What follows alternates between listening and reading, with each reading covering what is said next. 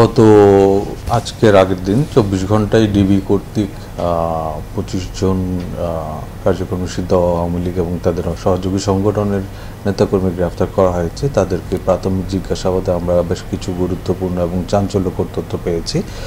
তারা পরিকল্পনা করছিল রাষ্ট্রীয় অতিথি ভবন যমুনা, যেটা মাননীয় প্রধান উপদেষ্টা সরকারি বাসভবন, এবং ঢাকা শহরের বিভিন্ন স্থানে তাদের দলীয় স্লোগান সম্বলিত বিভিন্ন স্লোগান দিয়ে ১,০০,০০০ গ্যাস বেলুন উড়াবে।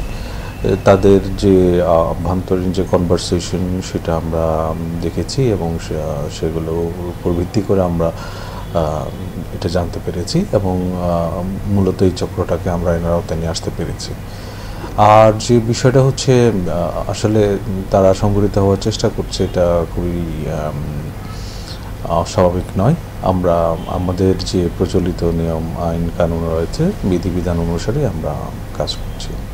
১০ তারিখ ভোরে গ্রামীণ ব্যাংক সদর দপ্তর এবং মোহাম্মদপুরের শস্য প্রবর্তনায় এরকম দুটি বিচ্ছিন্ন ঘটনা ঘটেছে।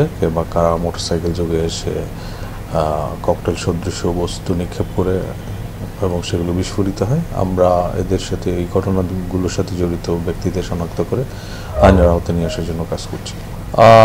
একটা বাড্ডায় এবং আরেকটা শাহজাদপুরে, এই দুই অঞ্চলে দুটো যাত্রীবাহী বাসে অগ্নিসংযোগের ঘটনাও ঘটেছে। এই অগ্নিসংযোগের ঘটনায় জড়িতদেরকেও আমরা শনাক্ত করার চেষ্টা করছি এবং এই যে প্রত্যেকটা ঘটনা, এই ঘটনাগুলোর সাথে কোনো যোগসূত্র রয়েছে কিনা এবং কারা এদের পিছনে ইন্ধন দিচ্ছে, কারা এসব পরিকল্পনা করছে, তাদেরকেও আমরা দ্রুত শনাক্ত করবো ইনশাল্লাহ।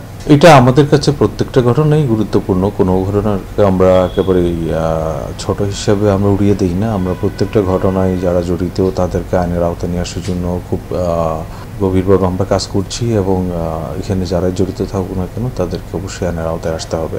এর ভিতরে জড়িত যারা, তাদেরকে গ্রেফতার করা গেলে এটার পিছনে যারা মাস্টার মাইন্ড বা পরিকল্পনাকারী এবং তাদের প্রকৃত কারণ এবং রহস্যটা উদ্ঘাটন করা সম্ভব হবে।